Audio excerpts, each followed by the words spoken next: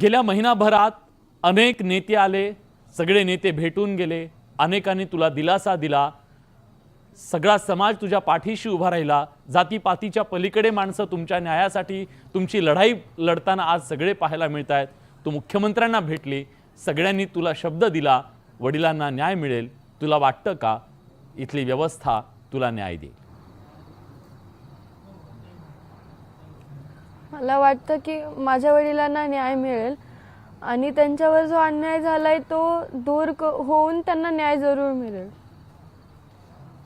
या सगळ्यामध्ये मला थोडंसं तुला एक गोष्ट विचारायची आहे। बाप लेकीचं नातं नेमकं काय असतं हे प्रत्येकाला माहिती आहे। मीही एका लेकीचा बाप आहे। आज 1 महिना झालेला आहे, वडील तुझ्या जवळ नाही आहेत। तुम्ही कुटुंबानं काय सहन केलेलं असेल याची जाणीव आहे। तुझं आणि वडिलांचं काय नातं होतं, तुझ्याबद्दलची त्यांची काय स्वप्न होती?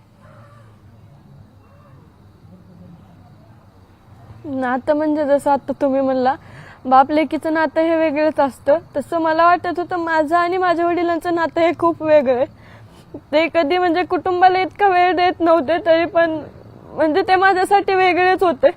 म्हणजे मला असं वाटायचं की माझे वडीलही आहेत ते म्हणजे दुसऱ्या कोणत्याच मुलीकडे नसतील की एवढे मला माझे वडील म्हणजे हे वाटायचे। आदर मला त्यांच्याबद्दल खूप होता।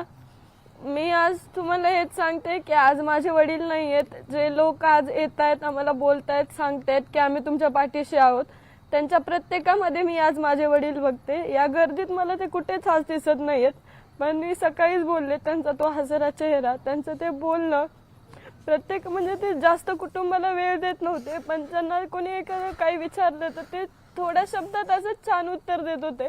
त्यांची ती उत्तर द्यायची पद्धत मी आजही खूप मिस करते, पण ते मला इथून पुढे आज कधीच नाही दिसणार। तुझ्या